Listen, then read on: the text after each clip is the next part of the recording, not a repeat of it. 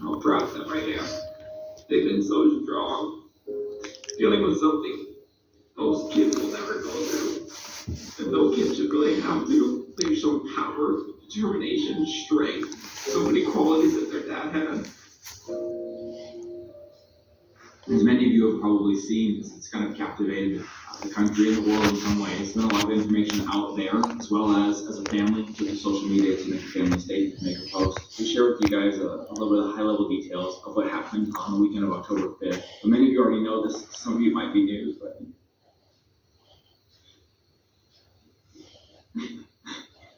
he was doing a canyoneering trip in Zion National Park, and he was doing a climb. It's not a climb. It's like more adventurous than any of us. I don't even know what they're called, but it's like an excursion, I guess, where canyoneering, where you go through and you do a series of rappels, go through potholes, and it's like a 20-hour thing. You have to go part of the way in. You camp overnight. You finish off the next day with 9 hours in daylight to get it all done. So it was a really, really big technical thing that he was doing, and it was like one of his bucket list items that he just wanted to tackle someday, because like the crown jewel of the Zion canyoneering. He'd been doing this birthday trip for years. In fact, I've been on a couple of them with him 7-8 years ago, and we did some fun stuff, much more beginner friendly than this. But this was a big one. So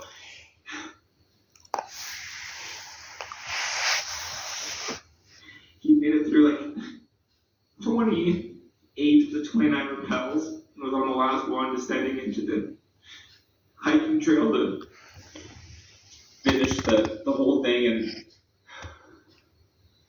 there were just some complications with his device that he was using, and he lost a couple of his friction points on the device, and ultimately fell. You guys can find more details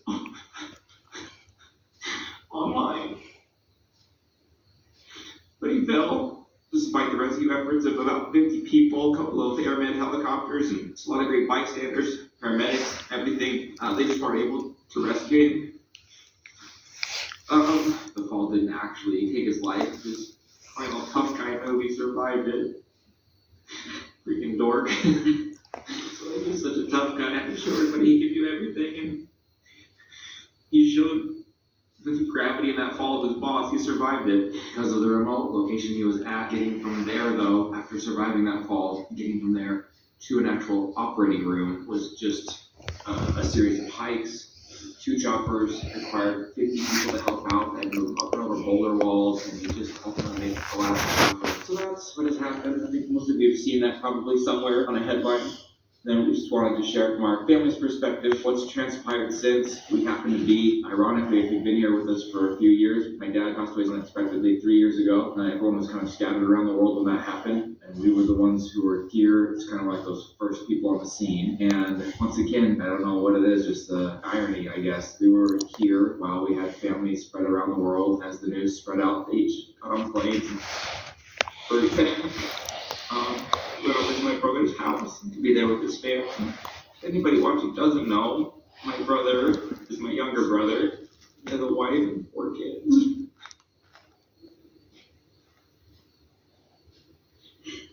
And he loves them more than anything. We've been in the same neighborhood for like 16 years. We just keep following them everywhere.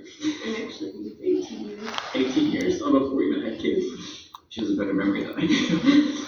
We've been in 3 different cities together, 3 different homes in the same neighborhood, always within a block or less.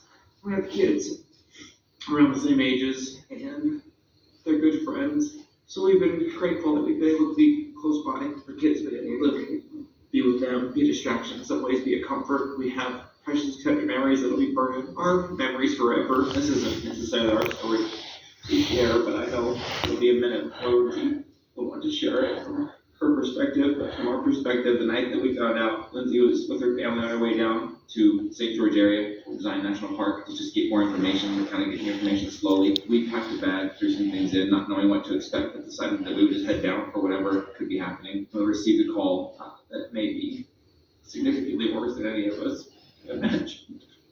And a good family friend of theirs called us and said to maybe hold back. There might not be a reason to go down there. So we instead went to their home and waited in their driveway And a few minutes later, they returned, having received the news. And we'll never forget, as the kids continued to pile out the car.